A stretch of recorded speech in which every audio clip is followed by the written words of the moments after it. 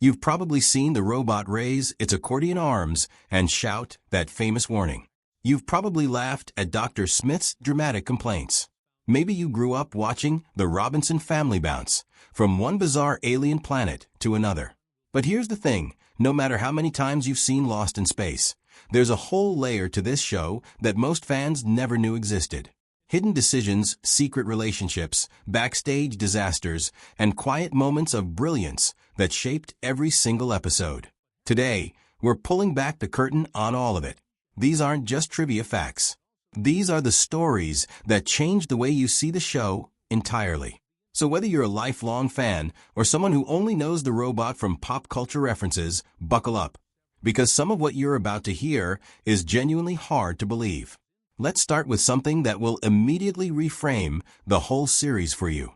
The Lost in Space that you know, the one with the scheming Dr. Smith, the beloved robot, the campy humor, and the chaotic adventures, almost didn't exist at all. When producer Irwin Allen first pitched the show and filmed an unaired pilot called No Place to Hide, neither Dr. Smith nor the robot appeared anywhere in the story. Not a single scene. The pilot followed the Robinson family and Major Don West on their space mission, which was knocked off course by a meteor storm.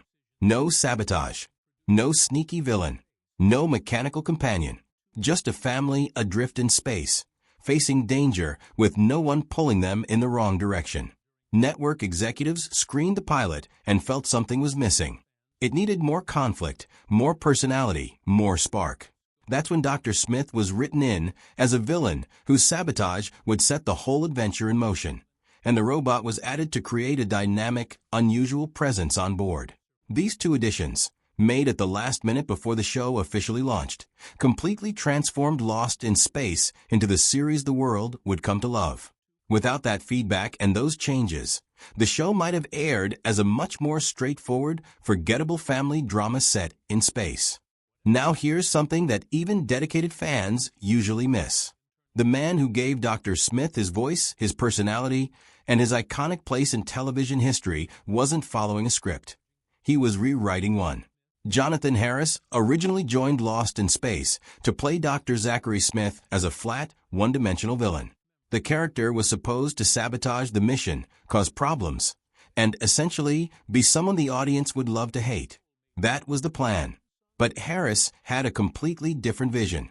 He quietly began injecting humor into his performance, adding melodrama, self-importance, and sharp wit to a character who was only meant to be despicable. He made Dr. Smith vain, cowardly, theatrical. A man who believed he was above everyone else while consistently proving he was not. The producers didn't shut it down. They watched the dailies, saw how Harris was reshaping the character, and realized something important was happening. As the show leaned more into comedy through its later seasons, Dr. Smith's antics became the engine driving the whole thing. Harris hadn't just saved his character from early irrelevance. He had become the beating heart of the series. And Dr. Smith, a character written to disappear quickly, became the most quoted and remembered figure in the entire show. But Harris didn't stop at redefining his character on screen. He was equally calculating behind the scenes. When he came aboard Lost in Space, Harris made an unusual request to the producers. He didn't want to be listed as a regular cast member. Instead, he asked to be credited as a special guest star in every single episode, even though he appeared in all of them and was, functionally, one of the main leads. This was almost unheard of at the time. Guest star billing was typically reserved for famous faces making one-off appearances, not core ensemble members. But Harris understood something about perception and prestige. The special guest star label gave him a mystique that set him apart from the rest of the cast. Viewers noticed it. The industry noticed it. It made Dr. Smith feel like a special event every time he appeared, even though he was there every week. The producers agreed to his request, and from that point on, Harris received that unique credit for the entire run of the series. It was a move that mirrored his character perfectly. Dr. Smith always believed he deserved more recognition than anyone else, and Jonathan Harris, through a quiet contractual maneuver, made sure that was literally true on screen. While all of that was happening in front of and behind the camera, something entirely unexpected was developing between two younger cast members. Billy Mumy, who played young Will Robinson, and Angela Cartwright, who played his sister Penny, were thrown together on set as children and grew up working alongside each other. Over time, the sibling chemistry they displayed on screen evolved into something far more personal off-screen. As they got older, the friendship between Mummy and Cartwright turned into a genuine romance. By the time Mummy was old enough to get his driver's license, the two were seriously dating. The relationship lasted for several years, surviving even the cancellation of the series. In fact, they were briefly engaged, a detail that almost no fans ever knew about, since neither spoke about it publicly for years. It was, by all accounts, a sweet and sincere connection between two young people who had essentially grown up together on one of television's most unusual productions. They eventually went their separate ways, but remained close friends for decades. Looking back at their scenes together on the show, knowing that their on-screen sibling dynamic was colored by a real off-screen relationship, gives every single interaction a completely different emotional weight. There's another connection between Lost in Space and Star Trek that most people never caught, and it goes deeper than just the famous CBS versus NBC rivalry. While the two shows were competing for audiences in the 1960s, they were secretly sharing something very specific behind the scenes: alien ears. Yes, really. The makeup departments for both shows operated within the same studio ecosystem, with crew members sometimes working across productions. At one point, the Lost in Space team needed pointed ear prosthetics for alien characters in an episode called The Haunted Lighthouse. Rather than building new molds from scratch, which would have been expensive and time-consuming, the team simply borrowed prosthetics from Star Trek's makeup department. The resulting aliens looked strikingly similar to Vulcans. Audience at the time didn't know and almost certainly didn't notice. But in hindsight, it means that some of the most recognizable alien features in Lost in Space were literally borrowed from the rival show down the hall. Two programs that defined a generation of science fiction, quietly sharing materials in a way that would have made their fans' heads spin if they'd known. Speaking of behind-the-scenes resourcefulness, the prop department on Lost in Space deserves its own spotlight. Producing a sci-fi show in the 1960s was enormously expensive, especially when every episode demanded new alien worlds, strange gadgets, and elaborate scientific equipment. The solution the production team settled on was simple but clever: recycle everything. Props were constantly repainted, repositioned, and repurposed to appear as something entirely new. One long-range scanner, for example, appeared in at least 3 separate episodes: The Derelict, The Ghost Planet, and Deadliest of a Species, each time presented as a completely different piece of technology. The camera angles and set dressing were carefully managed so that viewers would never connect the dots. And it worked. Most people watching at home had no idea they were seeing the same physical object week after week, dressed up in a new coat of paint. It was a low-budget magic trick that kept the show looking inventive without breaking the bank. In some ways, it's a testament to how much the creative team could accomplish with very little, using ingenuity to create the illusion of a vast, ever-changing universe. Now let's talk about the robot, because there's far more going on inside that iconic suit than you probably ever imagined. The B-9 robot was an engineering marvel for its time, designed by Robert Kinoshita, the same man who created Robbie the Robot for the film Forbidden Planet. The suit was built from fiberglass and intricate metal components, and it cost $70,000 to construct, a staggering amount for a 1960s television production. It also weighed close to 200 pounds. The man tasked with bringing the robot to life was stuntman Bob May, who was chosen for one very practical reason: he was small enough to fit inside the costume. But fitting inside was only the beginning of the challenge. May had almost no visibility, barely any ventilation, and very limited mobility. Every movement had to be precisely memorized and rehearsed. And here's the part that almost no one knows: the blinking lights on the robot's torso that audiences saw flashing during dramatic moments were not automated. They were triggered manually by Bob May pressing a hidden button inside the suit, using his head.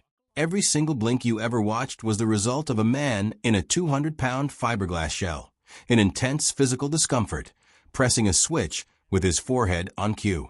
Meanwhile, the robot's famous voice was recorded separately by Dick Tufeld, who never appeared on screen, but whose booming delivery made danger. Will Robinson one of the most recognized phrases in television history. Let's pause for a moment and acknowledge one of the most painful stories connected to the show, the quiet unraveling of Guy Williams. Williams played John Robinson, the patriarch of the family and the mission's commander. He came into Lost in Space as an established star, best known for his charismatic performance as Zorro. He expected to lead a grounded, dramatic series with real emotional stakes. And for the first season, he had reason to believe that's exactly what he'd gotten.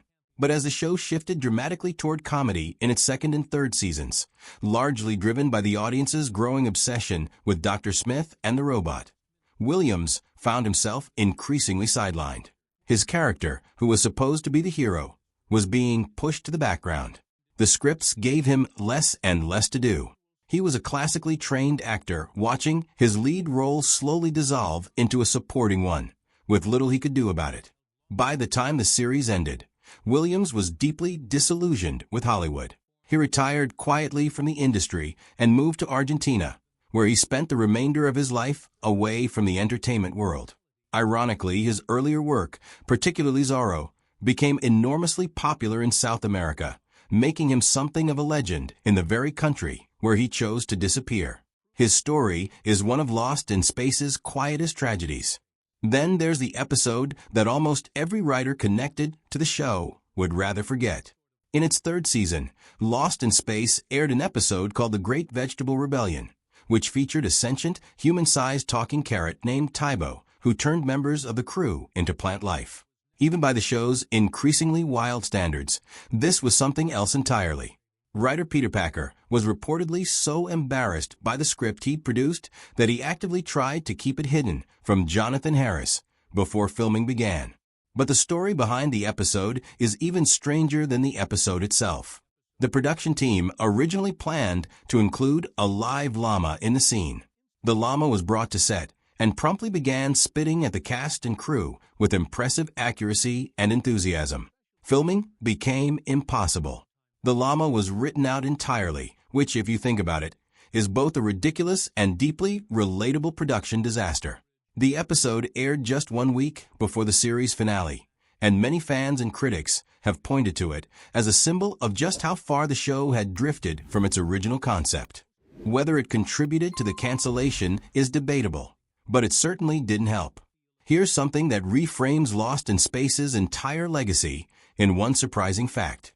Before John Williams became the most celebrated film composer in Hollywood history, before Star Wars, before Jaws, before Indiana Jones and Schindler's List, he was a 33-year-old rising talent who went by Johnny Williams and was looking for his next TV credit. And Lost in Space gave it to him. Williams was hired to compose the show's theme music, and what he delivered was unlike almost anything else on television at the time. Most sci-fi shows of that era relied on thin electronic cues or simple, repetitive themes. Williams went in the opposite direction. He wrote a sweeping, full orchestra dramatic score, the kind of music you'd expect to hear in a major motion picture, not a weekly television adventure. The theme was bold, serious, and cinematic in a way that gave the show an atmosphere of genuine grandeur, even when the on-screen content was getting increasingly silly. His work on Lost in Space was more than a paycheck. It was a laboratory. It sharpened his instincts for large-scale, emotionally driven orchestration, the same instincts that would later produce some of the most iconic musical moments in cinema history. Every time you hear the opening of Star Wars, there's a direct line back to the Robinson family's journey through space, and the young composer who helped send them on their way. And one final thing that almost no one put together at the time: the real computers on the Jupiter 2 set. Irwin Allen was obsessed with visual authenticity, and when it came to dressing the spaceship's interior, he didn't want fake control panels or painted cardboard. He arranged for actual Burroughs B205 computers, real machines used in the 1950s and 60s by federal agencies and research institutions, to be installed on the set. The blinking lights, the panels, the switches, they were real. Not fully operational during filming, but physically genuine. The result was a spaceship interior that looked convincingly futuristic, Precisely, because parts of it were pulled directly from reality. Audiences had no idea they were looking at machines that had actually processed data in government facilities. They just knew that Jupiter 2 looked impressive and believable. It's a small detail in the grand scheme of things, but it perfectly captures the spirit of how Lost in Space was made, a show that used every trick available, borrowed what it couldn't build, improvised where it had to, and somehow created something that millions of people fell in love with and never forgot. Lost in Space was never a perfect show. It got stranger as it went on, leaned too hard into comedy, sidelined characters who deserved better, and occasionally put a talking carrot at the center of its plot.